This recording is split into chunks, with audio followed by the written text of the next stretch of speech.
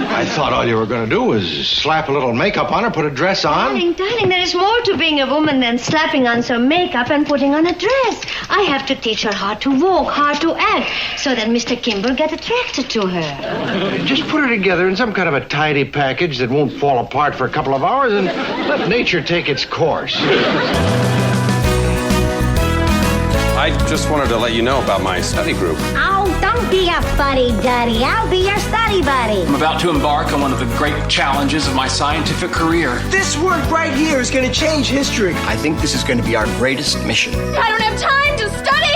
I'll never get into Stanford. I got big plans for you tonight. I got maps, I got charts. I'm going to see you through this because my credibility is on the line. It's at this point that you'll want to start taking the notes. Welcome to the Sitcom Study, the podcast where we contemplate the TV shows we grew up with and search for the truth and wisdom within the tropes and cliches.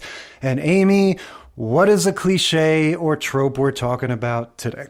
Bust out your caboodle. It's time for a makeover. Yeah. So this was a trope suggested by a listener named Karen. So I will take this opportunity to reiterate what is in the blurb at the end of all of our podcasts. We love it when you, the listener, get a hold of us for any reason, but especially to share your ideas for sitcom tropes, cliches, topics, etc. We have an email address, which is sitcomstudypodcast@gmail.com, and we are Sitcom Study Podcast on Instagram. And so one of the first people to ever write in and suggest one was Karen, who said the makeover. The idea of the biggest example of this, I think, for our generation is not a sitcom. It's the movie She's All That, right? The old thing of we're going to take the quote-unquote ugly duckling and, make these very sort of superficial modifications and then unveil them as this beautiful new person. And, lessons may be learned that maybe beauty is more than taking off your glasses and, they had it all along and stuff like that. As Enid in Charles in Charge says, what if I take off my glasses and let down my hair and I'm not beautiful? Yeah, exactly. So what is our lineup? What are the shows we're watching? We are watching Green Acres, Season 2, Episode 5, The Ugly Duckling, Charles in Charge, Season 1, Episode 8, A Date with Enid, iCarly, Season 2, Episode 14, iMake Sam Girlier, and Rules of Engagement, Season 6, Episode 2, Bros Before Nodes. Right. So we've got another pretty gendered lineup here. These are all going to be women, young women in most cases, trying to conform to a certain standard, if you will. So I feel like as long as I've known you, you've had the usual facility with hair and makeup and wearing dresses and whatnot. The usual facility. Tell me more, Jay. I've never had to take you aside and ask you, maybe you should wear lipstick or something like that. Would you? If you were to take me aside and ask me to? Not in a million years would that thought even occur to me. But what I'm winding up to is, was there ever a point where you felt like you needed to be schooled in the ways of, presenting yourself in a certain way, or you needed to have a makeover? Physically, no. It was, for me, I think the feminine thing or the thing that girls do that I felt like I struggled with was the, what I kind of call game playing in relationships, but that whole not revealing yourself, not letting boys know that you like them and just sort of teasing a guy so that he'll kind of be interested in you. I've always been shit at that. I'm still horrible at it. It's such a mind fuck to me. I'm like, nope, I can't do it. I've tried. I fail every time and usually just get mad at society for making that be the case. But as far as doing up your hair and lipstick and stuff, there was never any sort of transformational moment. Were you ever involved in some sort of intervention where all your friends got together and were like, oh, let's take Cindy and give her a makeover? Let's do a Clueless. No, look, I've been involved in theater and dance and stuff since I was young. And so all of that was and still to this day, I knew how to do show makeup, but I didn't know how to put on lipstick for everyday wear. And I still really don't, but that's also just because I don't think I like that look on me. I'd rather, like, I know how to do big, bold, drag queeny kind of makeup for the stage. Yeah. I mean, I have to say this trope to me is it's funny that it wasn't on our list exactly until this listener wrote in, because I do consider this really one of the quintessential sort of things floating around in the culture, when we were kids. This idea of the girl taking off the glasses and letting down the hair. And this particular episode of Charles in Charge is seared in my brain as one of those sitcom-y storylines, and even the B story with the caulk that we'll get to. Like, as I was watching it, I just realized, oh yeah, this is like one of the sort of key quintessential sitcom memories that I have. But let's start with Green Acres. We're going all the way back to what, early 60s with this? Yeah, it's mid-60s, 1966, season 2 of Green Acres. No, you didn't watch this. Well, here's the thing. I didn't watch Green Acres, but I was certainly aware of it because this was part of the Nick at Night lineup when we were kids. What I remember most about it is the commercials, which would always say, it's not Zsa Zsa, it's Ava. They would make that joke about how you've probably heard of Zsa Zsa Gabor, but not Ava Gabor, which was very true. And so I would see the commercials for this. I knew that this was on, and this was a time when I would watch Dick Van Dyke and Welcome Back, Kotter and some other shows. This was not something I was going to tune into. I mean, we've talked about how I have a prejudice about country bumpkin type stuff. This was always a hard sell. And the fact that the youngest person on the show is like 47 or something. This is just too grown up for me. Just not. The color was even more of a turnoff. That sort of weird Technicolor look was more of a turnoff than the black and white stuff from Dick Van Dyke. I was not interested in it as a kid when it was on in reruns. Yeah, and it must have come on after one of those old reruns that I did watch, because I know the beginning of the theme song of this show, and that's it. That yes, and that wasn't doing the show any favors in my mind either in terms of getting me to watch it. Like, I'm just like, I have this sense memory of that song, and the Green Acres is the place like that. But I never watched the show, but I was really struck while we were watching it how it's Schitt's Creek. Oh, kind of. Well, yeah, I can definitely see that. The comparison I was going to make was with Beverly Hillbillies. This seems to me like another one of these Bewitched / I Dream of Jeannie, Dante's Peak versus Volcano, Armageddon and Deep Impact kind of things. Well, you're getting into the universe because the Beverly Hillbillies, Petticoat Junction, and Green Acres all exist in the same universe. Okay, so these were not rivals. This was more like building on the success of one another. Yeah, they were crossover shows, and then they were all canceled in one foul swoop in what was dubbed at the time as the Rural Purge on CBS. God. They got rid of all of them in like the early 70s, kind of mid 70s, and said, that's it. We want more urban folks. We want younger people, more urban settings. Let's go. Yeah, I hate to have said all of the things that resulted in the doom of this show, but yeah, those were kind of my notes. Yeah, the joke was at the time they canceled everything on CBS that had a tree, including Lassie. That is funny. I mean, yeah, look, we've gotten into it before. I feel like this is a time when the sitcoms in general are getting more silly and gimmicky, right? Like, we've kind of gotten past your original phase with your Honeymooners and your I Love Lucy's and stuff, where it's like, let's just have really funny people and have these sort of down-to-earth situations. They're a family, they work together, they're a couple, whatever it is, and just sort of watch them play out their foibles. Now we're getting into like someone has to be a werewolf, or there has to be a talking horse, or even something like this where it's not fantastical. To me, this is still of a piece with that Addams Family, Mr. Ed kind of a vibe, the crazy fish out of water scenario, and the overall silliness. Yes, I think that you're hitting the nail on the head with that one. even though our characters don't know how to hit nails on the head. So the premise of the show, for all of those out there in TV land that don't know, is we've got a city couple from New York, and he's an attorney and she's his trophy wife, and he decides, that's it, I'm fed up with city life. I'm going to go and move out to the country and become a farmer. But he still wears a 3-piece suit every day, even when he's, using a pitchfork to move hay around. So he just decided to do this. He decided to do this, and he got swindled by a con man into buying this farm that is a mess. Okay. So everything on the farm is falling apart. It doesn't work. There's, and then you've got all the, just like in Schitt's Creek, you've got the cast of characters that are completely incompetent and, ridiculous around town.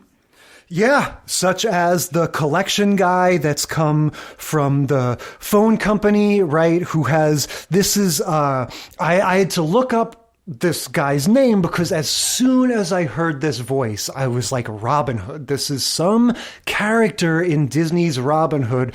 He's that old West sort of drunken guy whose voice goes up and down like this. I just thought he was doing that voice. I mean, that's a whole trope unto itself, but I could tell this guy sounded so much like that character. So it is indeed Pat Buttram, who plays the Sheriff of Nottingham in Robin Hood, and he plays this sort of wacky, drunken guy from the phone company or whatever who's messing around with the phone.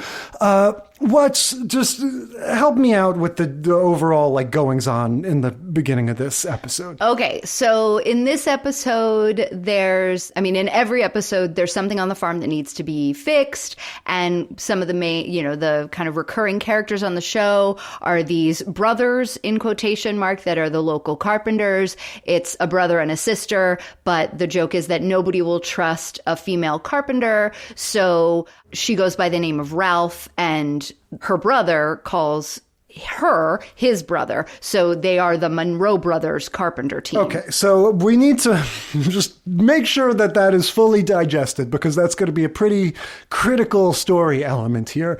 So these are just regular characters on the show, and it's just something that as part of the funny setup of the show, that Ralph is this woman and she is referred to as he, which is just...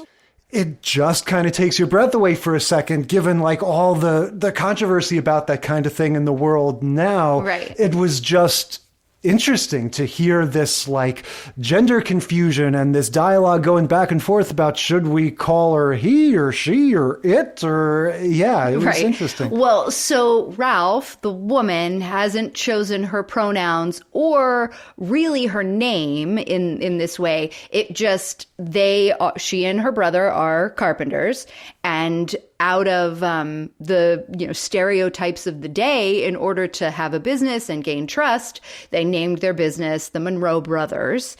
And so they show up, and she's kind of a tomboy. And so they just, and she's got super short hair, and that's just how they roll. Yeah, we meet her, and it's sort of already in the context of she's crying. She's upset because she was stood up. So Oliver, the main guy of the show... Who you might know from Roman Holiday. Okay. So he's like, great, this is all I need today, a crying lady carpenter, right? Right. So that's our sort of inciting incident, is that Ralph, the lady carpenter, is sad that she got stood up, right? And this is also a long-running joke, that she is interested in this Hank Kimball guy who is, he has every job that there could be at City Hall. He's the county agent. That's the name on his door. But he does everything. In every different episode. That is not a title I've ever heard of. Exactly. In every different episode, he's responsible for this permit or this form or, getting the mayor to do this or the sheriff to do that or whatever. He's just all the things having to do with city government. And she has this huge crush on him, and he's not interested in her. And so that kind of is another recurring joke. Later in like season 5 or something, they even have a marriage. Like they get married and then he like leaves her shortly thereafter. They like elope and then he's like, nope, and has it annulled or something. Probably because he can do it himself because he's the city everything. He's the county agent. So yeah, in this case, she's been stood up. She starts talking to Ava, Lisa, I think is her name, Ava Gabor's character. And what she says is, to other women, they sing love songs. To me, they sing For He's a Jolly Good Fellow, right? So she's just saying straight up, like, I need to be more womanly. You know, this, like, everything about her is set up that she's a man. So yeah, it's understandable. She's annoyed by all this. So, you know, sitcom 101, right? Ava Gabor's character, you know, says, I'll take you under my wing. I'm going to make you a woman. That's right. And the first thing we got to do is soften you up. So go soak in a bubble bath. So she says to her husband, Oliver, it's going to take me at least a day or two. So, you know, we only have the one bedroom in the farmhouse because it's in shambles. You're going to have to sleep in the barn with the hired hand. Yeah. And so we get some fun physical comedy bits with him trying to sleep in this barn and falling and getting hurt all the time and banging his head. Sleep in the upper level. In the loft, yeah. But pretty quickly, it's coming to light that it's going to take more than a couple days to really turn Ralph into this more feminine character, because it's just not in her nature at all. Yeah, what Ava says to her husband, she says, womanhood is more than makeup and a dress, right? We need to teach her how to walk, how to talk. This is almost like a Hector Elizondo in Pretty Woman type thing. This is not just skin deep changes. We need to really get in there and change your whole, you know, joie de vivre. Right, as if the makeup, of the interior character of a human could be changed like that, but okay. Yeah. So, you know, they undertake this. We don't get to see a lot of it. You know, she's having daily bubble baths, but we get more of the sort of, the comedy is in the reporting of this, right? Like Ava reporting back to her husband going like, no, you still can't come back to the bedroom. You know, it's going to be a few more days. And yeah, the husband says at some point, put her together in a tiny package that won't fall apart for a few hours and let nature run its course, right? He wants to reschedule this date, get the two of them together, and, you know, this doesn't have to be perfect. Just make her presentable and get on with it. Right. And mostly so he can move back into his bedroom and stop sleeping in the barn where he's continually getting hurt. The first night he sleeps there, he bangs his head on the loft ceiling because it's, you know, the pitched roof. And then the second night he sleeps there, he sleeps on the other side of the bed and rolls out of the bed and off of the loft and falls and breaks his wrist. Yes. And so he's got all sorts of, you know, he's having all sorts of issues and he really just wants to come back inside and sleep in his bed. So he's going to try to speed up the process. And Ava, his wife, Lisa, is like, nope, it's not, it's going to take longer than that. But if you really want to speed up the process, I'm going to have to work a little magic. And so now she brings in this whole idea of the only way to snare a man if you're in a hurry is to be desirable to other men so that that man can get jealous. And then she gives us the little joke of, you know, well, how do you think I got Oliver? Yeah. It's been a while since I've referenced this, but this is another situation for our friend from Blackish, the little girl who said the plan comes pre-ruined. Yes. This is a very idiotic scenario that she concocts. Oliver goes to... It is, in fact, the same plan. Yeah. To make the girl... Because in the Blackish episode, he was going to try to make that girl think he was this amazing, you know, guy who's so, you know, wanted in so many ways, and also this great family man, and lying. Right. And this is the same, right? Like, we're trying to make this woman seem... They find another guy from the phone company who shows up. Tom Blackwell, electrician. That's right. Right. We know that because they say his name like 17 times. Because nobody knows who he is. He's a day player. Yeah. It's just very funny when, Lisa goes around town just looking for some guy to rope into this. No, she doesn't have to go around town. She walks out the door to go looking around town and bumps into the guy who was coming to finally connect their phone. So they finally got a guy to come and connect the phone. And instead of doing that, Lisa ropes him into being this other suitor at dinner. Yes, and he introduces himself as Tom Blackwell. And yeah, we get this farcical scenario, and I have to say, this was a true laugh out loud moment to me when they have this, awkward little introduction where these two guys are brought in, and Oliver and Lisa are in there, and, Lisa's saying, oh, Mr. Blackwell, meet Mr. Kimball, and you guys sit down here, and everyone's kind of going, oh, what's going on? Why are we here? Oh, don't worry about it. Just sit down and have dinner.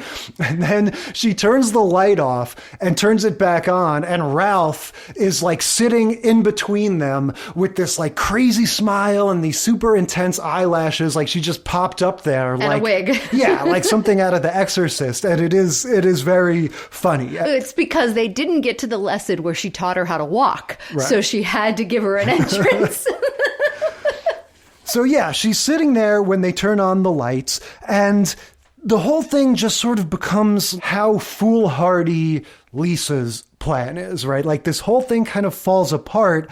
Well, and Lisa herself has said it's too soon. Yeah, the way I remember it sort of playing out is it stops being about anything other than, how silly this whole plan was, because they're confused, and just the way that this whole story resolves itself is bizarre, in my opinion. Well, so I think this whole scene is a moment for the actress who plays Ralph to have a funny bit, right? Mm-hmm. To do her best sort of Lucille Ball kind of thing, where she's got, like you said, the big eyelashes on, and the one keeps sticking together. And so her eye keeps getting glued closed, and she keeps having to use her fingers to pop it open. And she, is just sitting there waiting for Hanky to recognize that she's all pretty now and want to be with her. And the minute he recognizes who it is, he's trying to get the heck out of there. And then the other guy doesn't know what the heck's going on, so he isn't interested in her. But Lisa keeps putting flowers in front of the different people and being like, oh, this is Ralph's fiance, Mr. Blackwell. Look at these beautiful flowers that he got her. Aren't they beautiful? Oh, and like trying to convince Hank to be jealous, and Hank's like, oh, that's nice. I'm really glad for you guys. Yeah. And maybe it's because it's an older sitcom and the tropes aren't as nailed down, or maybe it's because it's more of a show for grown-ups, kind of like we were saying with Mary Tyler Moore, so the messaging doesn't need to be as specific. But it's just funny how the moral that I expected to get, which was like, oh, all she had to do is be herself and he would like her or something like that, doesn't really happen. No, she was already being herself and he didn't like her. Yeah, but both guys are sort of, like you said, confused and just sort of check out and go like I don't know what's going on here, and leave. Yeah, at one point they turn around, everybody's kind of focused on Hank, and the Mr. Blackwell's like not even in the shot, and then they turn around and the chair's empty and the back door's open. So he's run out because he's like, this place is crazy. I don't know what weird house I've walked into, but I'm not sticking around. And so he runs out, and then Hank realizes that this has all just been a setup to get him with Ralph, who he has said on multiple occasions he's not interested in. Yeah. That he's just like, okay, I'm out of here too. This is awful. And then we get Ralph sobbing again. Right. So, and there's no, like, that's the end of him in this story, which is, I guess, what I'm remarking on, that it's like he began the episode not interested in her. She tried this crazy thing. He's still not interested in her.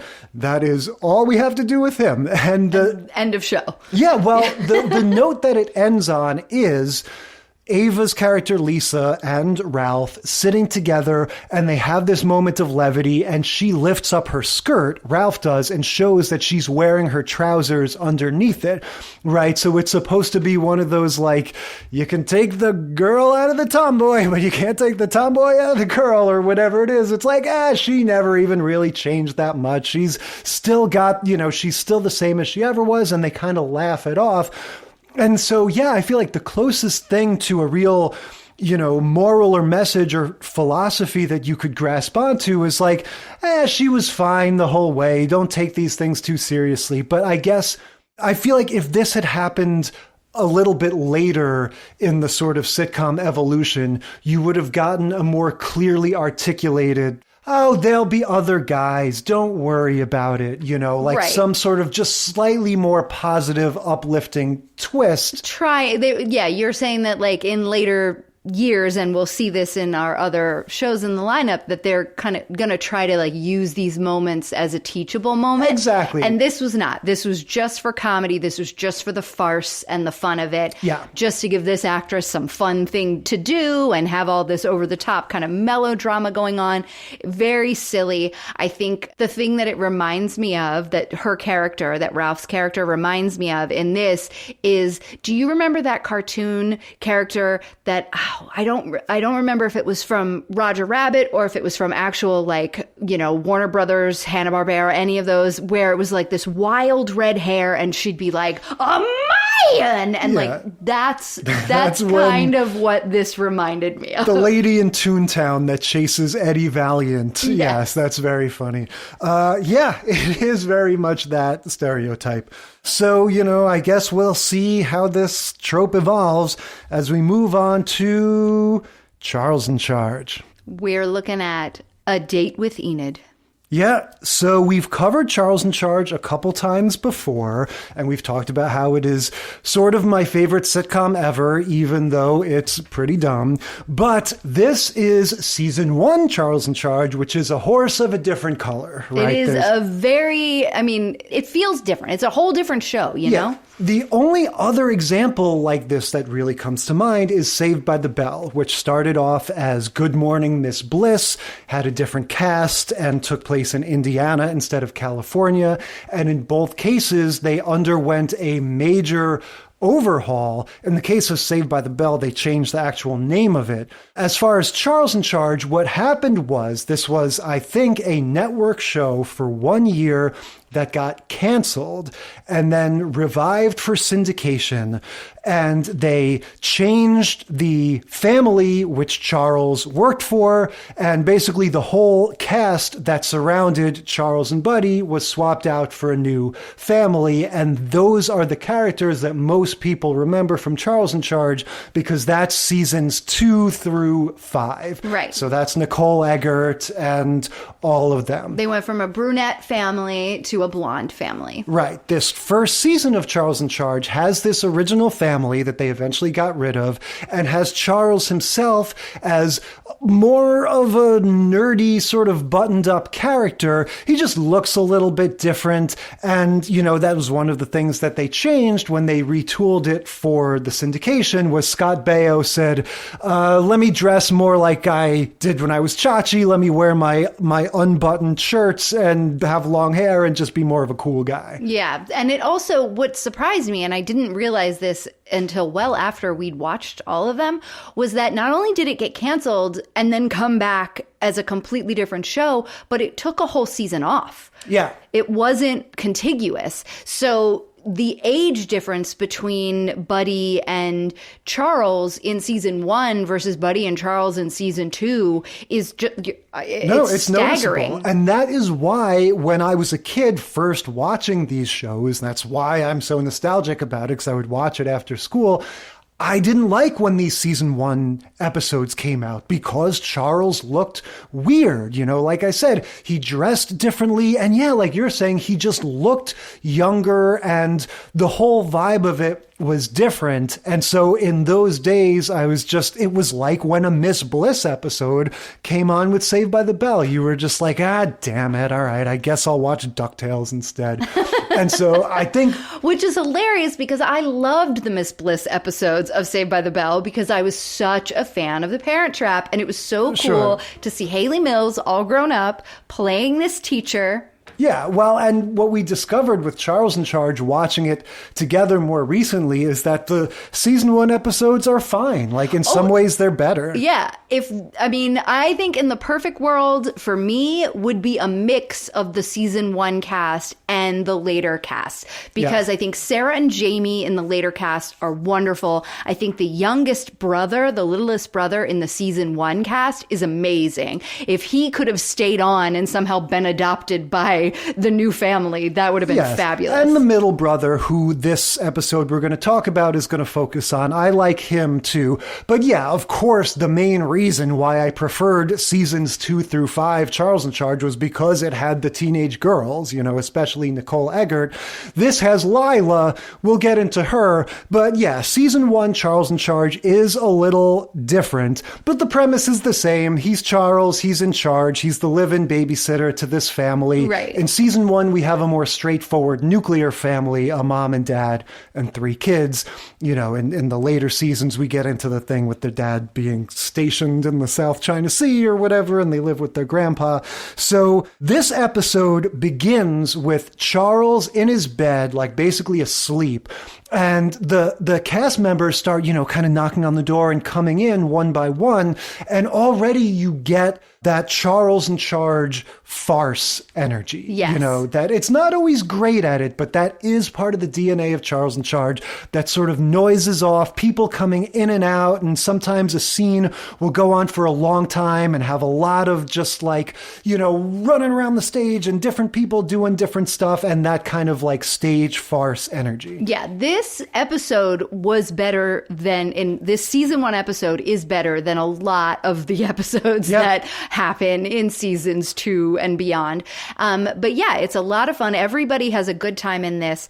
And you get the first person that comes in, like you said, is the dad. And he's like, all right, Charles, you're going to get a taste of what it looks like to be a Pembroke on a rainy Sunday. And he's got this checklist in his hand and he's like, here's everything that's happening today. And then the next one that walks in is the youngest son, and he's singing this pizza he wants to go to Pizza song, Playland. and it's just like an earworm that keeps going and going, and it sets the tone for the whole episode. So the dad's listing off all the things that need to happen. Charles isn't even awake yet, but he just is like kind of responding. And then the oldest sister, Lila, comes in and she's like, hey, my friend Enid is coming over today. Don't be weird. I know she's a little strange, but we're studying and everybody just leave her be. And that's her announcement of what's happening with her today. And then the mom comes in because she's got to go and review a movie for no reason because every critic has already reviewed it and they already hate it. Yeah, this is a weird storyline. I guess the mom is a film critic. I feel like this is one of those, like, every few episodes they change what she does. But yeah, she's a film critic. Well, the whole reason they're doing this is to have this parallel idea with the Makeover story. Yes. About liking a thing that nobody else likes. Right. This it's is very what they're silly. trying to set up. Yeah. It doesn't work at all, but it's what they're trying to set up. Yeah, her issue is, I have to review this movie, but it's a lose-lose proposition for me because everybody doesn't like it, so why even bother reviewing it? Because I'm going to either be piling on to the hatred of this movie, or I'm going to be, seen as an idiot, basically. Because I'll be the only one who likes it. Yep. Right. But that's her story. The first big scene we get after, the open in Charles's bedroom is Charles and Douglas, who is the middle kid. He's 11 or 12, and he's a weirdo. That's his thing. He's into science fiction and comic books, and he likes to wear his weird, like, Mac and Me alien mask around the house and stuff like that. And so as he's sort of following Charles around the house, he's giving this little speech about, well, Charles, I've always been fascinated by the bizarre, intrigued by the unique, attracted to the unusual, and this is Ding all... dong. Yeah, this is all building up to Charles opening the door for Lila's friend Enid, and she's revealed to be weird, basically just because she's buttoned up in a raincoat. Well, yeah, and it's a brown raincoat, so she looks like a turd. Yeah. Like a wet turd standing in their doorway. Yeah, but it is a funny thing. Like, she could be Marilyn Monroe under that for all we know. Like, the only thing that's strange about her at a glance is just that she's all buttoned up in this raincoat and sort of standing in this weird posture, when they open it. So it's kind of like a laugh line. But then she comes in and, they unveil her. And yeah, usual story, glasses, hair tied back, no makeup, just the usual, again, quote unquote, ugly duckling who is just a totally normal person wearing glasses. Right. I mean, we see it just from jump, though, even when she looks like a, standing turd in the doorway, Douglas is like agog. He's she's amazing. Yes. And then he can't even speak as she takes off her raincoat and Charles shows her upstairs to Lila's room. And then we find out that the real reason she's here isn't to study. It's because she has been curious about her friend Lila and all the pretty girls at school and how they know how to do what they know how to do, which is like do their hair and dress in pretty colors and wear makeup. And that's when she has the line where she's like, well, what if I take my glasses off and let my hair down and I'm not beautiful like they are in the movies? Yeah. So this one explicitly acknowledges this as a trope. They're like, oh, there's always this part in movies where the girl takes down their hair. So they're trying to be a little postmodern with it. And yeah, this is, again, a totally voluntary makeover. This is somebody, seeking out this assistance. We don't have the specific inciting incident like Ralph, where it's like, oh, I was rejected by this particular person, but it's the same deal. I want to be more girly. I want boys to like me. Well, but no, that's the difference in this one. She isn't doing this because she wants any external validation. She's doing it because she wants to know if it is something that is part of her personality that she just hasn't learned how to do yet. Fair enough. And so it's all about her. Yeah. She's like, I want to know what it feels like. Can I look pretty if I put on makeup? If somebody taught me how to do makeup, in my mind, if I was playing this character or if, I like in my mind, her backstory is that, her mom is dead and she has she only has a dad and her dad's like a professor. And so she's like a scientist. Yeah. So she's like super into these like, science-y kind of nerdy things and has just not been exposed to that sort of like feminine experiences. Yeah. She also mentions liking horses at some point, which I just had to laugh because that's a Tina thing from Bob's Burgers. Right, and I she feel likes like to read her horse books. Yeah, Tina and this girl definitely kind of have a similar vibe. Absolutely. But yeah, Lila also says at some point, once you're beautiful, you won't need that imagination anymore. Oh God, I know, which is horrible. Yeah, again, this is sort of, I feel like what we're talking about with the mixed messaging where it's like, are we the audience supposed to be on board with this, or are we supposed to be sort of seeing the error of their ways as teenagers? I also just wanted to throw out there, if Lila is the one orchestrating this whole makeover and how to be more of a, fashionista, physician, heal thyself, right? Like, Lila, come on, she's cute. I mean, I think that the actress is cute, but it's funny how she dresses basically like she's the daughter of Al Borland, and she doesn't have a mom. Like, she's wearing head to toe. So she should be your like ultimate. She's wearing head to toe flannel and denim, right? It's blue jeans with a blue denim vest, and then blue flannel. So she just looks to me like a hiking trail guide or like Brad from Hey Dude or something. Like, I don't know about that. I thought she looked pretty hip. I mean, yes, her clothes were warm, but it wasn't like she was wearing a Canadian tuxedo or something. I thought she was very close to that. Oh, again, see, that's so interesting. I didn't peg that. That plaid, like that flannel plaid that she was wearing, looked more like,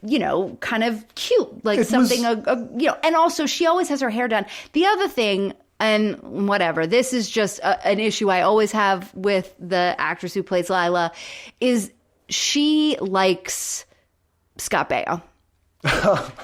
And you can't not see it when, like, every single time she says a line to him, she looks like she's giving him the, like, please kiss me eyes.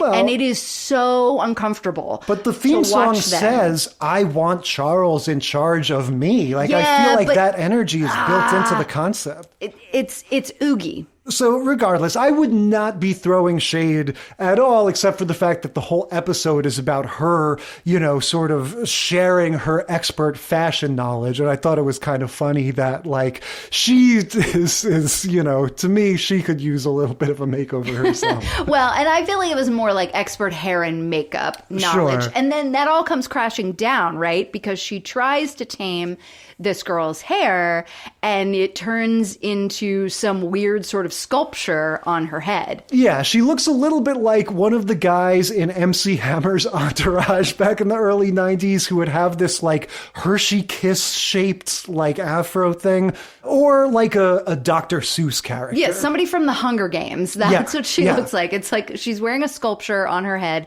just from moose or whatever. And so then the family gets called into the room after, we have this establishment that Douglas is super into Enid and he's trying to like talk to Charles and talk to his dad to figure out how he can ask her out and, let this girl Enid know that he's interested in her. And then Lila's like, help, everybody come help. And so the family goes running into the bedroom to find out what help is needed.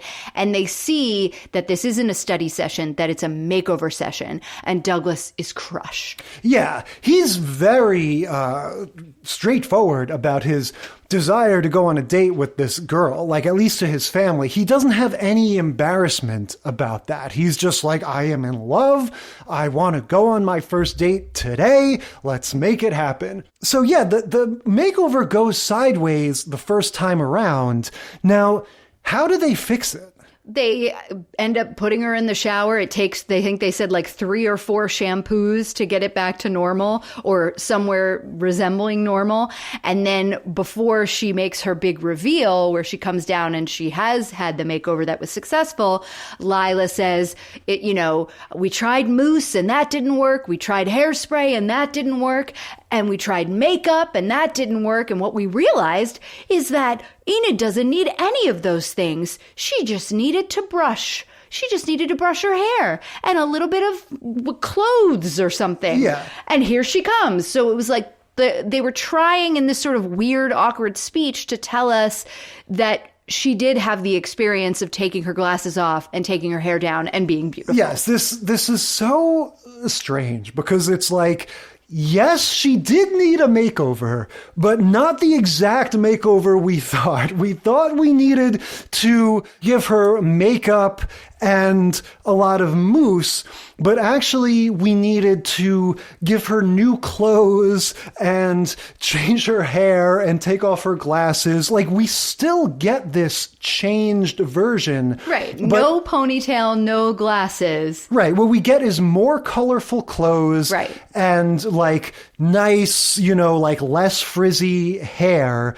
And I don't know, just like a sort of sunnier attitude and like more confident body language. But it is this weird hybrid of you were beautiful all along. You didn't have to do anything with, no, we did still need to change some things. Right. But the weirdness continues for me when what happens is Enid herself is delighted to have been made over and is like, this is great. This is the new me. She goes on her date with Douglas in the kitchen, right? They've made a orange juice and cookies or something. Orange juice and conversation, I believe, my bad. was what was on the agenda. So she goes in to have her date with Douglas. They have like 5 seconds pass and she comes back out and she's like, all right, see ya. And then they go in to talk to Douglas and it's revealed he doesn't like the new Enid. He liked her when she was weird. Right. And this is where I'm like really on the edge of my seat as to like, what are they going to say about this? Like, what message are they trying to convey? Because a lot of what they're saying is like, oh, she was a caterpillar that needed to turn into a butterfly. Like, they start veering in the direction of, it was immature of you, Douglas, to like her when she was weird. Like, she was right to change. And now it's only a matter of time before you grow up a little bit and realize that women should wear bright, colorful clothing and not have glasses and be pretty. No, that is basically what they end up doing because they can't seem to pick a lane, right? So Enid leaves and Douglas comes out and he's like, enraged at Lila, and he's like, you ruined her. She was perfect before, and now she's this thing with these neon clothes. And Lila's like, she's happy, and boys will like her, which is kind of, her story about it.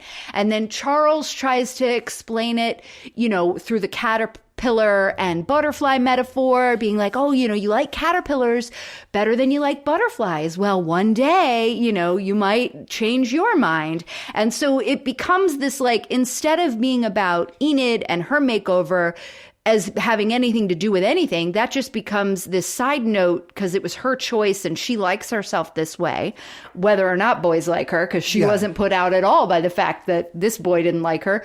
Like I said before, it was about her wanting to... She didn't know this boy existed prior Well, to and she this didn't day. even care, right? Yeah. This isn't about the external motivation. This is about her internal motivation. So then it becomes this, like, coming of age moment for Douglas, who...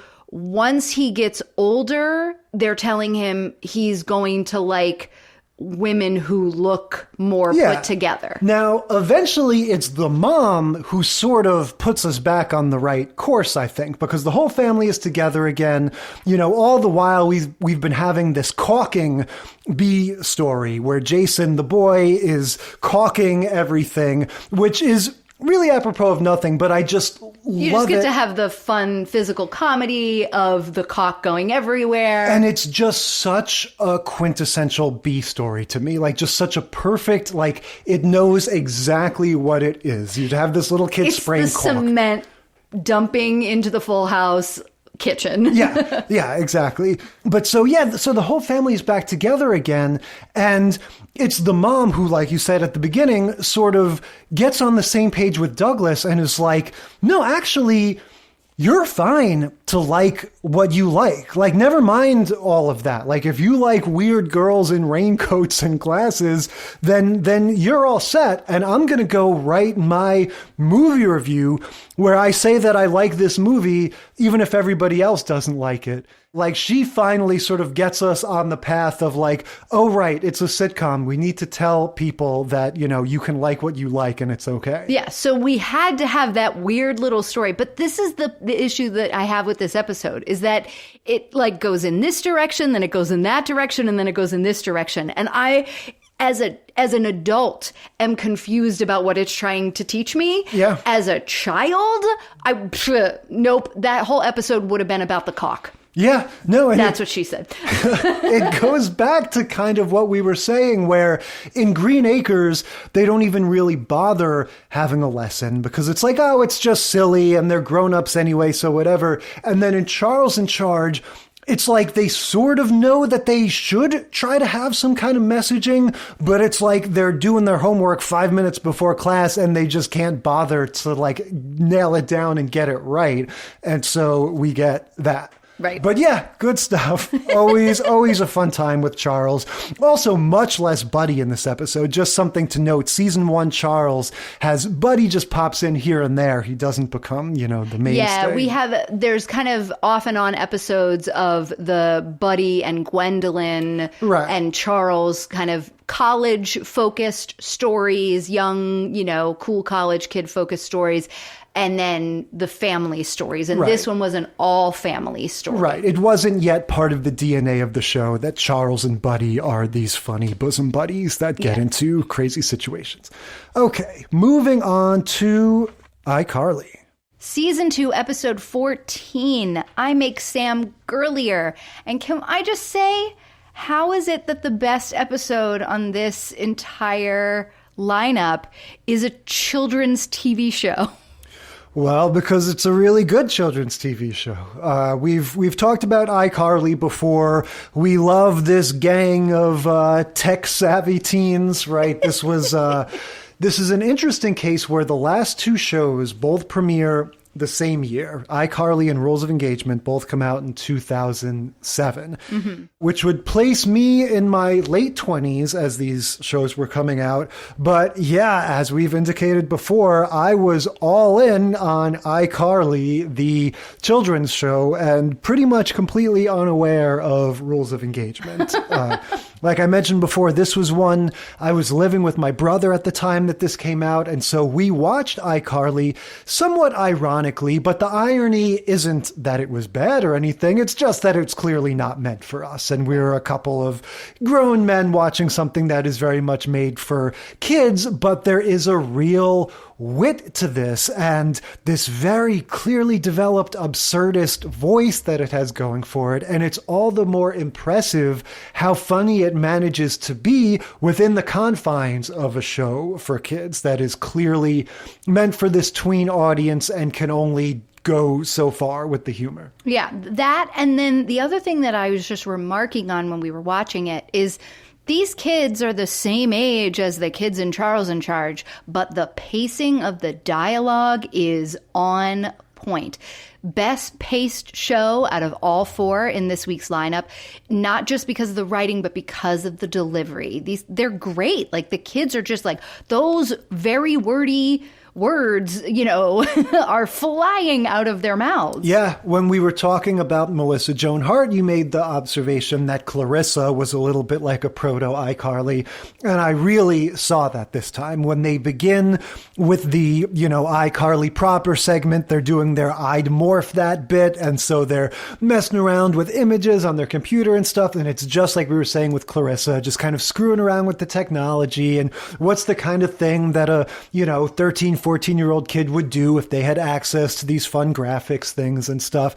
It's funny. It's sort of like the same way that, you have to adjust for inflation with the movie box offices and stuff. Like, if you're comparing them just purely objectively, Miranda Cosgrove and Jeanette McCurdy kind of act the pants off of young Melissa Joan Hart, but you have to just sort of allow for like that whole thing. Like, Nickelodeon, as we were talking about, was doing their first show of that kind ever, and this kid is being handed this monologue and be like, yeah, I don't know, do it. Whereas now, figure it out, kid. Yeah, you really get the sense that this is much more of a finely tuned machine, and yeah, these kids are really good, the writing is really good, and just the whole, like you said, the whole pace of it is just, without being, and I think some people might disagree with this statement, but without being overly annoying, it really is fast-paced and fun. And the thing that you have in a lot of the TV shows, kids' TV shows, that you don't have in iCarly, is you don't have those, like, laborious scenes where the parents just don't understand. And it just feels like we have these scenes with the parents just to show how ridiculous real life is, as opposed to the kids', creative, magical life and world. And that just doesn't happen in iCarly. Well, one way to avoid sappy, boring scenes with the parents in your TV show is to not have parents, right? The whole concept of iCarly is that there are no straightforward nuclear families in this. The main character, Carly, lives with her older brother, Spencer. Her friend, Sam, lives with her single mom that for the first few seasons we don't get to see. She's just this sort of off-camera crazy force of nature that's in and out of jail. And then Freddie has his single mom that they get into with her own stories. So this is very much putting forth like family can look like all these different kinds of things, and both for reasons of inclusion and, like you said, for reasons of making the show fun, we don't ever have to deal with the parents. That's right. And it's not that there aren't guardians, because, there are, but it's dealt with, like you said, in all of these different and creative ways, so that the focus of the show can be the thing that, like, when you describe your childhood to me and how you were so creative and you were really focused on like your ideas and your projects, and you'd get kind of wrapped up in some like, oh, I want to make this video where I do this, I'm going to get my friends and costumes and all this kind of stuff. Like, that is what iCarly does. That's what Carly and Sam and Freddie do. And they have this sort of creative freedom and supportive families and supportive adults in their lives that allow them, or absent adults in their lives, in Sam's case, that allow them to kind of like do that and have that autonomy. And it makes it really fun, whereas like when we were growing up, we had kids like Clarissa, and she had that autonomy too because she had cool hippie parents who, bought her the things or were able to buy her the things that allowed her to do that kind of stuff in her room, while they were downstairs being grown-ups. Yeah, totally. And still, as an adult watching this show, I connected to Carly as a grown-up with a YouTube channel that, I'm trying to develop. Yeah, it is one of the joys of this show to watch them go through that creative process. And the other thing that was clear to me, as this story gets going with Spencer coming in with his his whole wacky B story that he is going to the Mexican ballet with his friend Sacco's grandma, is that he, Spencer, played by Jerry Traynor, is really the secret weapon of this show because, like we're saying, he is the closest thing to an adult the show has.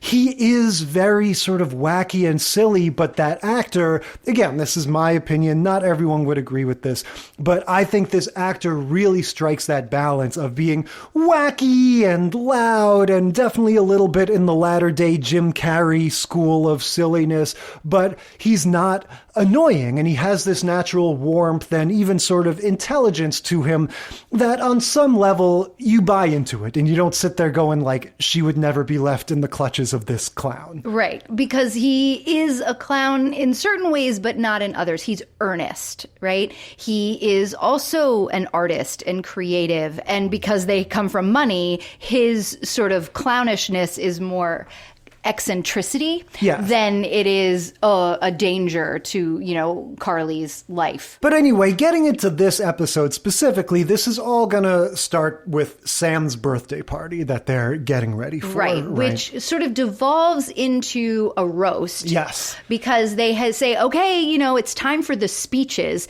Now, this is like something I've come across now at 3 different occasions.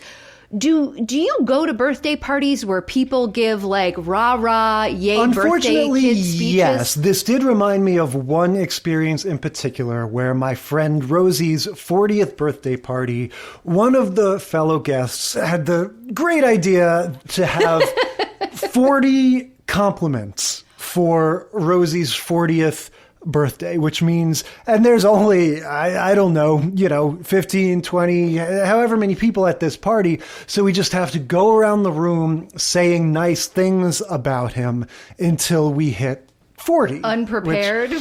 Which as you can imagine is kind of a tall order. So so they start this by going, okay, everyone, time for the speeches, which, like you said, especially for teenagers, that I definitely missed the part where that became like standard protocol for a party.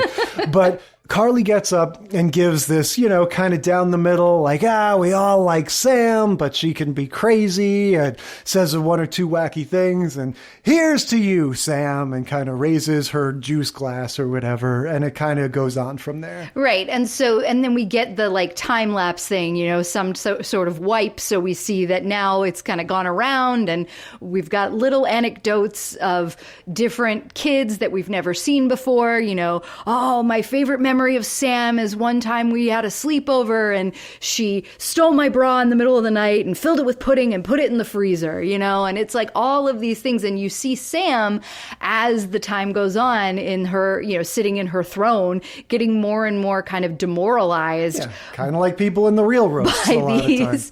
Yeah, by these anecdotes that everyone is saying them in celebration of Sam because Sam, seems to love herself. But it turns out that the reason that she's kind of a little uncomfortable with this is that her crush is there. And he caps off all the speeches by, toasting to Sam and saying it's great that she can, beat somebody up just as well as, kick a football or something. Yeah. And how great is that? And Sam's kind of like, that's not what you want to hear from the guy you want to like you. Yeah, the nail in the coffin is that he calls her one bad dude. Right? He goes, Sam, you're one bad dude. And that's, of course, not what a girl wants to hear at that age. And so, much like the other characters in this, she enlists Carly. She says, I want guys like Pete to think of me as just lovable, not someone they call when there's a riot or when they want to flip a truck, right? So she's saying, Carly, school me in the ways of girliness, right? The title of this episode is iMake Sam Girlier. But I have to say, it's an interesting situation that they're in with these characters because Sam is very much established throughout the series as she is this wild card. They always make jokes about her going to juvie, right? They love saying the word juvie. So this thing about her being a badass is true. But this dichotomy that Carly is girly and Sam's not, at a glance, in terms of the way they dress and present themselves, it's not really like that. Like, they both pretty much just dress like normal modern girls. So I feel like they need to do a little bit of kind of gymnastics here to, you know, sort of morph it into something that is a little bit like do your hair like so and walk like so and all of that. Right. Well, and so you're kind of picking up on a couple of different things. Number one, this is Sam's kind of internalized misogyny that society, in order for her to be a likable romantic partner as a female, has to be this like ultimate kind of baby pink, very feminine, soft girl. And she isn't that girl, but she wants this boy to like her, so she thinks she has to because society has, you know, beaten that into her and, you know, into her psyche. And then the other thing you're picking up on is the kind of fine line that the show itself is trying to walk in saying that in the title, right? So this episode had 3 different titles. It had, you know, a working title like iMake Sam Girlier was one of them. And they went with iMake Sam Girlier for exactly that reason, because it isn't that Sam isn't already girly. And it's incorrect in a way to say that. And the only person in the show who thinks that Sam needs to change in any way is Sam in this episode. So just like Enid and Ralph in our first 2 episodes, it's an internalized image of what society has been putting out there, and that these more tomboy characters have kind of, or, you know, odd characters have seen and have recognized over their years that is the thing that makes them different. Yeah, no, I think that's exactly true. But there's also just the weirdness of kind of similar to, you know, how I was digging on Lila stepping into the beauty queen expert role when she dresses like a lumberjack herself. There's just, it's like there's this weird mix of like, Carly can absolutely teach Sam how to like eat spaghetti a little more politely if she wants to.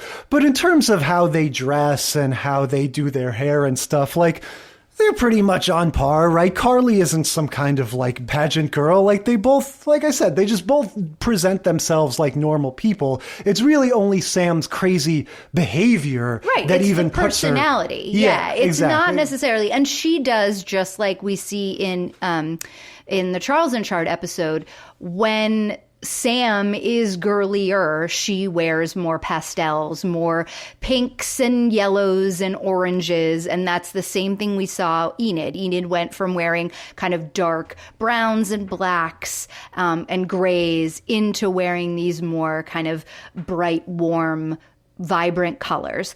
And so that's one marker of Sam's, you know, becoming more girly. But then also it's the skirts and heels. Like, Sam doesn't wear skirts and heels because she is always ready to be a little scrappy, you know. But that's not to say that, like, you know, think about Avril Lavigne. Avril Lavigne isn't, you know, considered manly in any way. No, you know what I mean? She's the skater girl, and that's kind of how Sam dresses too. Yeah, I think that's part of what I'm bumping up against too, is that the combination of the way they're presented and the changing styles of the times is just like, now the behavioral makeover makes a lot of sense, whereas the sort of superficial makeover sort of seems a little forced, and like they're almost doing it as this homage to the trope, when really they're visual mediums, so they're trying to like make visual what's more of an internal conflict. Right. So let's get to what the substantive change here is going to involve.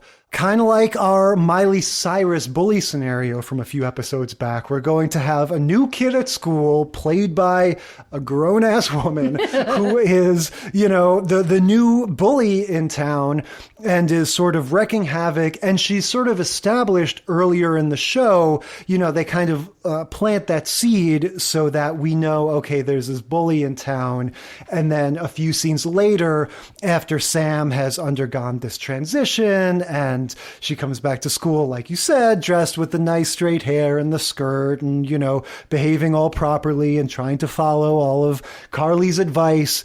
she's going to be presented with this dilemma when the bully starts messing with them. Right. It's this passivity that is really the difference in their kind of personalities that Sam is asking Carly to help her with, instead of, always kind of being aggressive and getting out there and trying to, either solve the problem or, fix whatever the issue is with a fist or a yell. It's no, lay back and, stay out of it and wait for the bigger, brawnier boys to do that kind of a thing.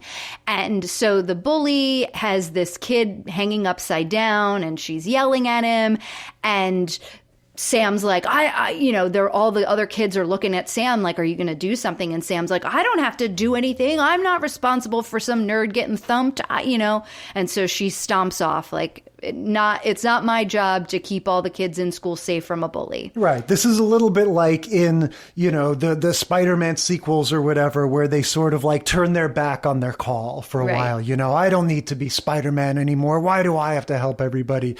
Yeah. So meanwhile, she starts putting her plan into action. They go to their taco shack or whatever, their groovy smoothie. Yes. That's their hangout. Every time I watch iCarly, I want to go to Tropical Smoothie. Every single time. Like, we just need to start being better about when we know we're going to watch iCarly, going to pick up Tropical Smoothie beforehand. There's really funny acting with the two of them when Carly is sort of like watching Sam from across the room as she approaches this boy, this floppy-haired, handsome brother-looking boy that she's got a crush on. And, she implements her plan and asks, or maybe, entices him to ask her to do something. And the way she does this silent, nonchalant look back to Carly and touches her nose like this little sort of like signal, like they're on the same Mission Impossible team or something is just very funny. Yes, it was really good. She turns, as soon as he asks her out on a date, she smiles, turns her back on him, touches her nose so Carly can see. Carly touches her nose, and then they both turn all back keeping around. This very straight face, like everything's going according to plan. We're not going to make any sudden movements. We're just keeping things going. That's right. So the boy has noticed that, she looks a little different, and he's like, oh, yeah, something about, your hair looks different or whatever, and then asks her out. And she's like, I'd love that.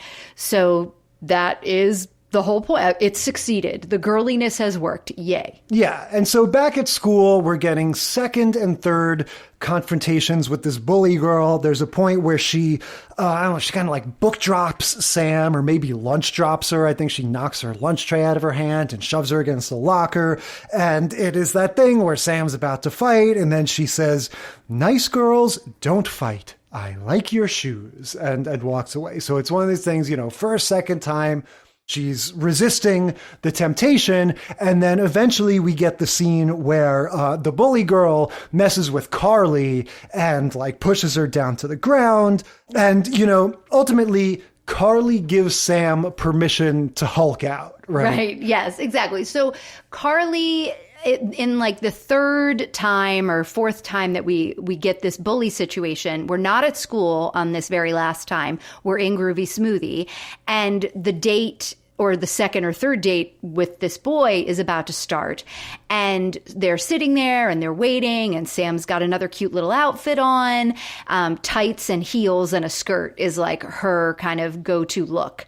And the bully comes in ready for a fight because, so Sam, has gotten out of the first kind of fight, or the most recent school fight, by just turning the other cheek and being like, no, I'm not going to engage in this.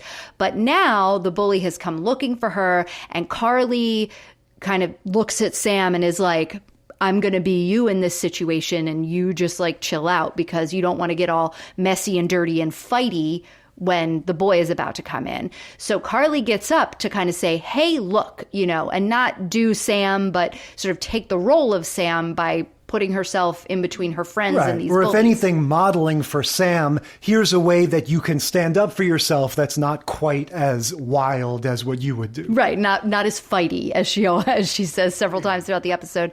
And it doesn't work at all. The bully, now not in school, not that mattered anyway, knocks Carly down like across the floor, and Miranda Cosgrove like slides all the way across the back of the set and sits up like shocked that she's been knocked down in this manner, and looks at Sam, and Sam looks at her, and she like nods again. She says, Sam, take her head off, which is something Sam has been talking about doing. And yeah, this is the part in Spider-Man 2 where Green Goblin gets Mary Jane, and you gotta get back that Spider-Man suit, right? This is another laugh out loud moment where the bully sees that Sam has been, authorized to use lethal force, and she just kind of scoffs and's like, oh, what, you're sicking your friend on her? What's she gonna do? And Sam just lets out this full body scream and just lunges at her. Just she's like leaps feral. onto her. Yeah, and it's great. And it's, we don't get any of the Miley Cyrus, Hannah Montana cutaways. We get to see the full fight. Yeah, we get Sam pounding on her and screaming, tap out, right? This is out. To be clear, it's still a kid's show. We can't literally pummel her to a bloody pulp. Right, So, there's no punching, but there's lots of grappling and pushing and kind of tripping and moving each other around the space and jumping on each other's backs. Right. The idea is you subdue the person, you get them to the point where they have to essentially cry uncle, and then she does, again, it's, the proportions of these actors make this a little hard to believe, but she does the thing of kind of getting the cross-faced chicken wing, getting her arm around her back and kind of shoving her, forcing her to walk herself out of the door, and, sort of liberates the groovy smoothie from the reign of terror. Yeah, and then the two, lackeys that are with the bully, she turns around and, rounds on them and does another primal scream. Yeah. And then they run out of the place, and she's just, heaving and breathing and, and looking back at her friends, and then Carly realizes that the boy is there and kind of makes eyes at Sam, turn around. Right. And Sam turns around and sees her kind of new boyfriend and is like, oh, shit. Yes.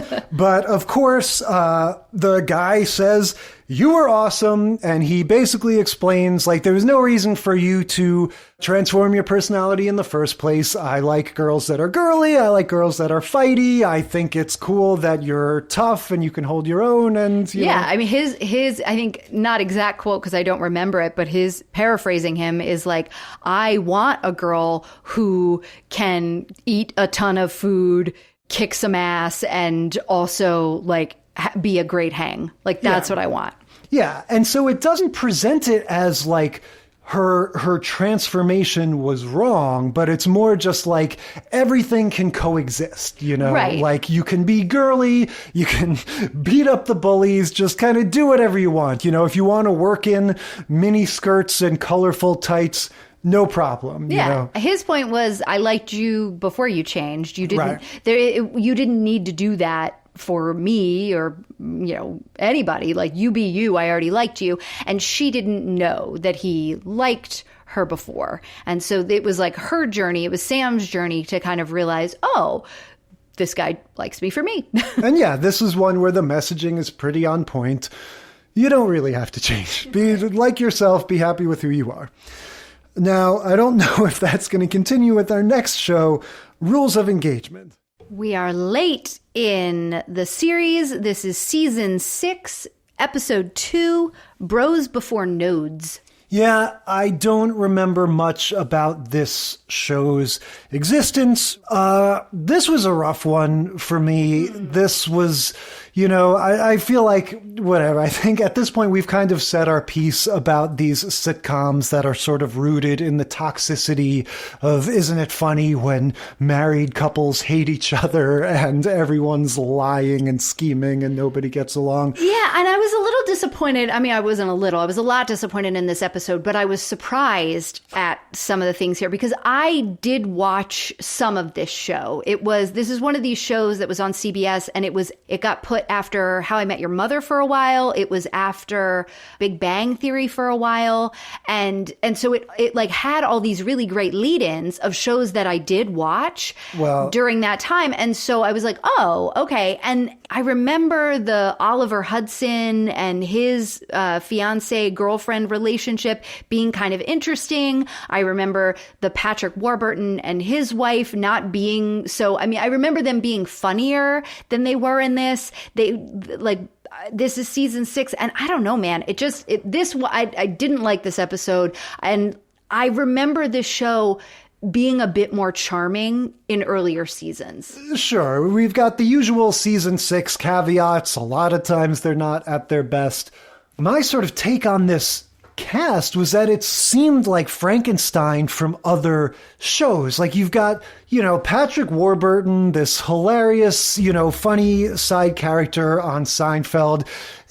Did we need this guy as like the romantic lead on a show like this? When this whole, he's really funny in a lot of things, but to me, there's only so much of that bit that you want. And then, his wife is the mom from the show Grounded for Life that I liked a lot. And like all these people, Spade, of course, all these recognizable people that still kind of felt like, oh, I don't know if I would pick that person to be like one of the key characters in this, in this show about, these handful of couples and stuff. Like the whole thing just seemed a little miscalibrated to me. Yeah, like I said, I do remember there being some better bits from back in the day, but yeah, you're not going to be surprised at all when I tell you that this is a Happy Madison production. Sure. I guess that's one thing that I wanted to sort of confess is that it was not surprising to me that this show was not my cup of tea because I was never into not only David Spade. I'll make the more controversial statement. I wasn't into the whole brand of early 2000s SNL alumni comedy. This was a time when I was going to the movies to see the latest Paul Thomas Anderson or Darren Aronofsky masterpiece. I was an aspiring filmmaker. My tastes were pretentious. So I didn't see Tommy Boy. I didn't see, I didn't see any of those sort of, quote unquote classics that, were so celebrated as these hilarious comedies of those times. And I think even the fans of those movies would probably say that David Spade is not necessarily their favorite among that posse. So yeah, this whole thing was never going to be my favorite show, but maybe you could just explain, very quickly the gist of what this thing is about. So the show is about couples in like different stages of relationships. So you've got Patrick Warburton and the woman from Grounded for Life who are the married couple, and then they have, some fun exchanges and throughout the times they are, he's kind of a finance bro. Not kind of, he is a finance bro, but she gives as good as she gets, and they, love each other because they have each other's number, kind of a thing. And so that's the kind of older married couple. And then you have Oliver Hudson and the girl who plays his girlfriend, and then on to fiance later on. They are like the younger couple sort of navigating I think at first it's like, do we move in together, or they had just moved in together or something along those lines. And then it's like, do we get engaged, and the prolonged engagement, and just like navigating the next phases of commitment as a young hot couple. And then you have David Spade and his sort of rotating cavalcade of one night stands. So think of it as like you have Lily and Marshall, right? You have and then you have like Ted and Robin, and then you have Barney, right? And in the larger scheme of things, all of these shows are competing to be the next Friends, basically, right? But so, okay, I mean, I remember that opening sequence of the two couples in the bed and then David Spade in the middle as the single guy, and that sort of being like, a picture is worth 1,000 words, like that kind of tells you the premise of the show. So Yeah, this episode is going to be about David Spade's wife, because I guess even though she's not part of this permanent cast, he's married to Liz, who is played by the lady from Reno 911 and Bridesmaids, this very sort of... The Goldbergs. Yeah, okay. This very sort of, kind of silly, over-the-top lady. I don't know how you would describe her. Yeah, she's a character actress. She's a comedic character actress. I would say she's like TV's version of Jennifer Coolidge.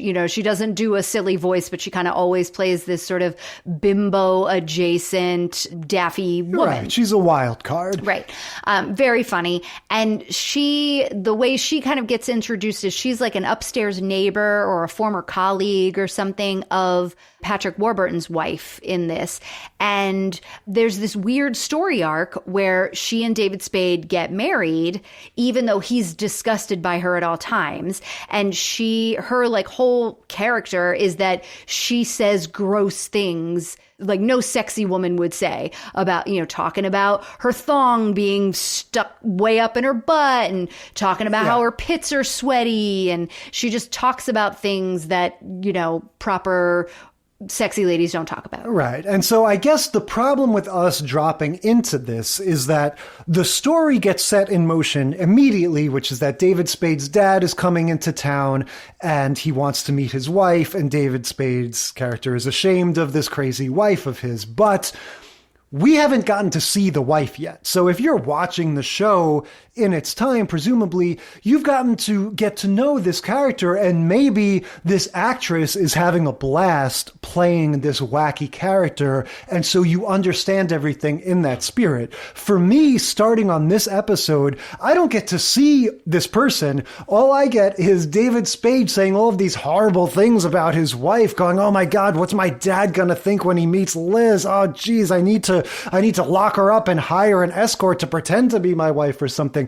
And so it comes across as so horribly mean, when the reality is like, yeah, maybe this would all be a little funnier if I was more familiar with this crazy character and understood that, like, this is all part of the joke. I mean, yeah, but what I don't understand, and again, maybe this is something I would understand if I also wasn't dropping in, is why he's married to a woman he thinks is disgusting in the first place.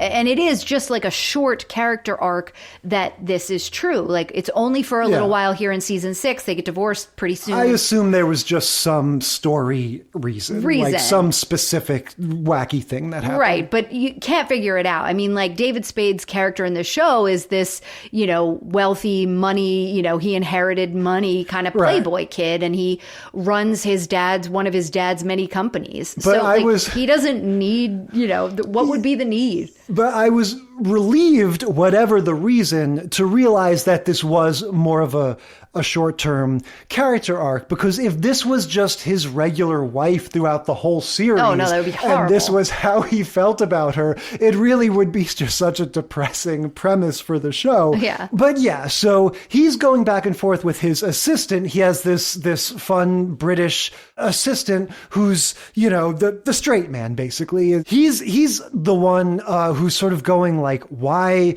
are you so desperate for your dad's approval? And I guess we don't get any like deep soul searching into that, at least for a while. We just get David Spade wanting to somehow make his wife presentable. Right. And the one thing we do here, and the assistant character kind of says a little, I'm seeing behind the curtain, or has some line like that, is when David Spade's dad says, I've only ever married hotties except for your mother. And so, now I'm stuck with you or whatever.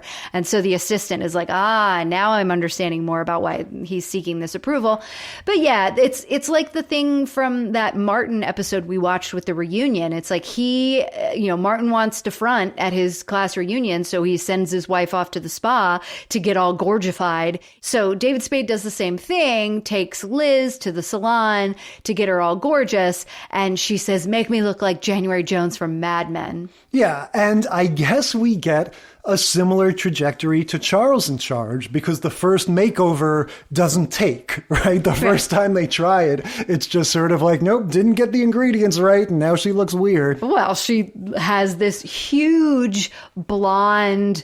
oh, right. She looks like she's from Hairspray. I was going to say Mars Attacks when the alien puts on that blonde wig. That's what she looks like. She has this huge blonde wig that is very Hairspray-y, Mars Attacks-y.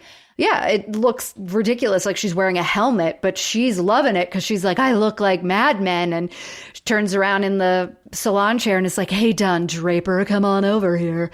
And and he's like, nope, that's not going to happen. So then round 2, and, they play up the boobs, and now she's all sexy. Yeah, what they do is the assistant character says, I've never told you this, but he reveals that he has experience with hair and makeup.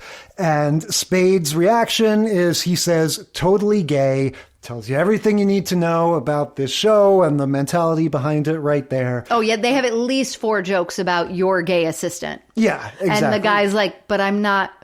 Yeah, it's reveling in that early 2000s licentiousness where it's like, oh, now we can say that stuff and just kind of throw it around because we're past it, but we're actually still trading on the same sort of like bigotry as we've had in the 80s and 90s, but can just sort of be more open about it. Yeah, no, absolutely. This whole episode just it felt like Entourage light. Yeah, exactly. But so the assistant uses his magic, and he gets her in a way that basically we can tell from the reaction of the other cast that we're supposed to understand, okay, this second makeover worked and she looks amazing.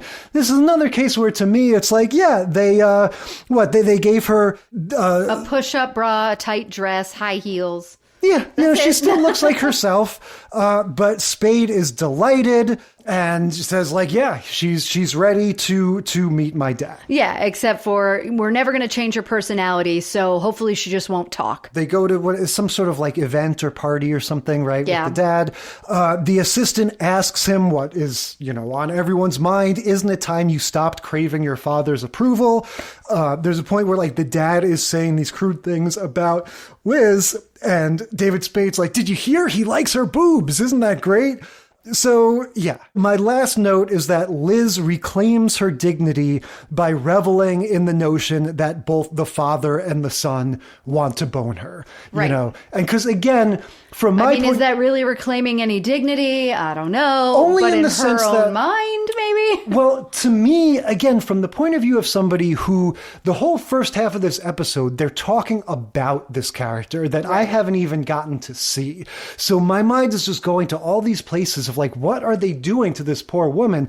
So at least at the end, when she's being all crazy and going like, so they both want to bang me, great. Now I'm at least getting the energy of... You gotta put on your scuba suit to get this thong out. Yeah, like now I'm seeing Gina from Martin, Lucy from Lucy. Like I'm getting to see the lady actress being crazy and weird and funny, and then it's fine. Again, we're not here saying everybody needs to always be nice to each other and nobody can ever, take a crack at somebody in a sitcom. But it's just that thing of like, do they have any agency, or are they having any fun? And so when she sort of turns into a horn dog at the end, it makes it more fun for me. Yeah. Well, and like you said, this one, because of this being the show that it is and where we've dropped into it, there's definitely stuff that we just don't understand.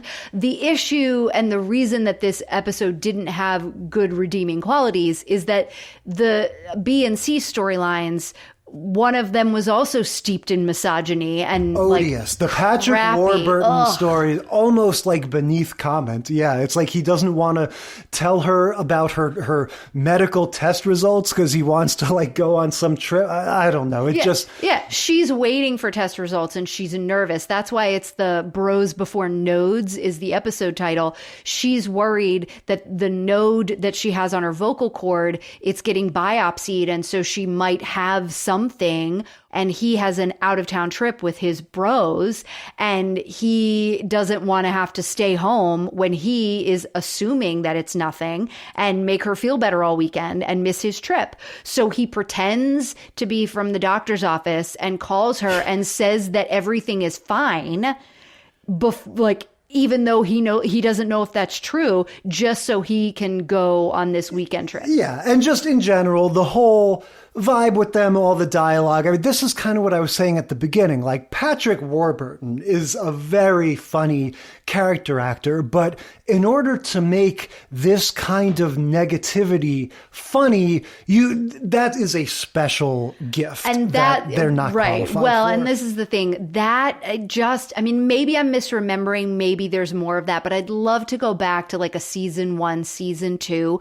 because I remember I knew Patrick Warburton from Family Guy. He's the voice of the guy in the wheelchair, the cop, and he's so funny. He's got this great dry delivery, and I remember thinking he was very funny in this. And yeah, it was 2006, 7, whatever, so sensibilities were different, and I definitely have changed, and my tastes have changed since then, so maybe I wouldn't find it funny anymore.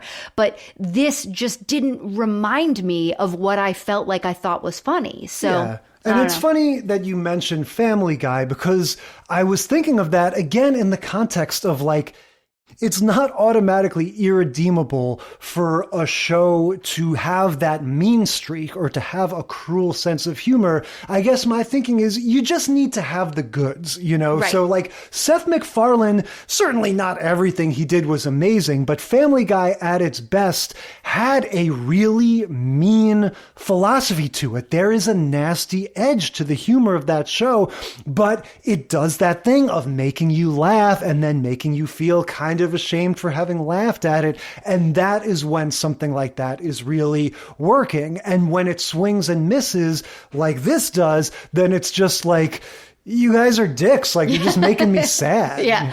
And odious is exactly the right word for that subplot. And then the C plot is funny, but it's sort of a throwaway. We get cameo from Booger.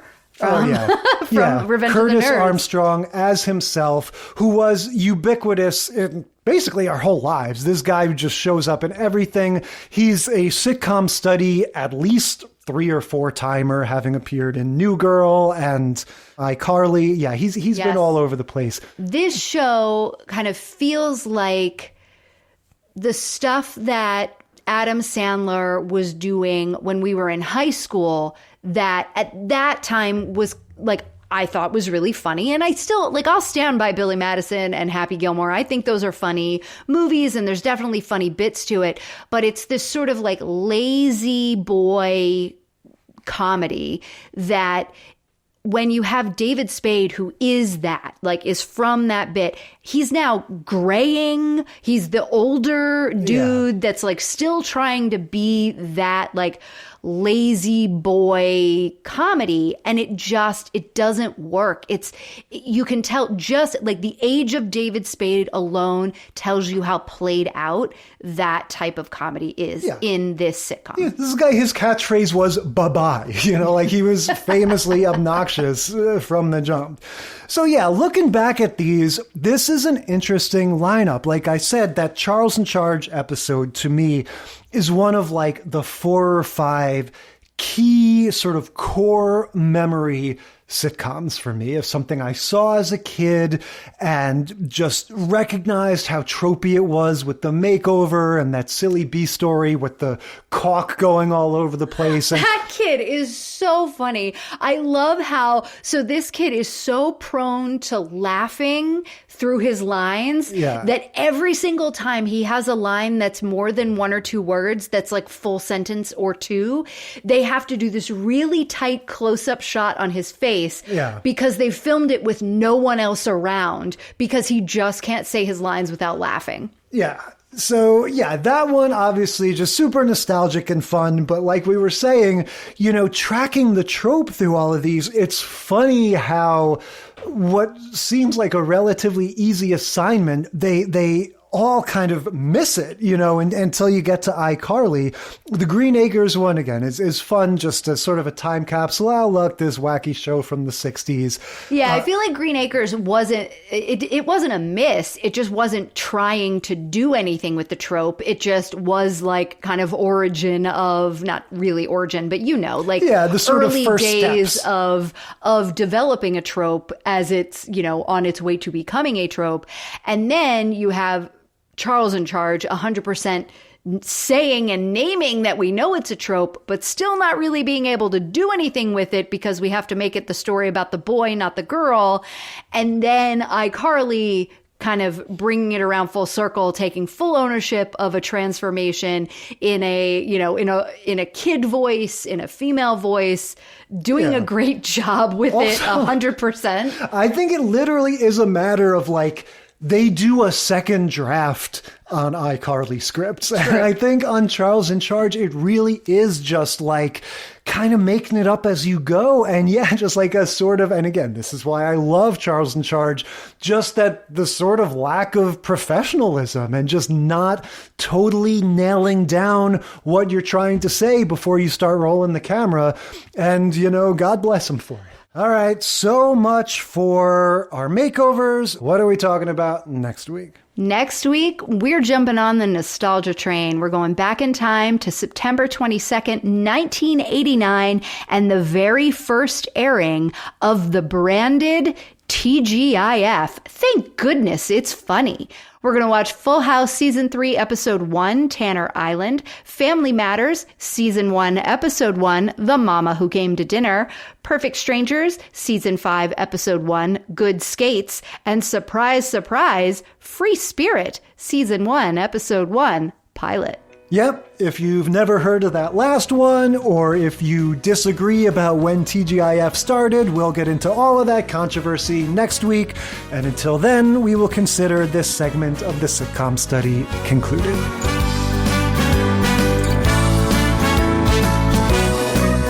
Thank you for listening to the Sitcom Study.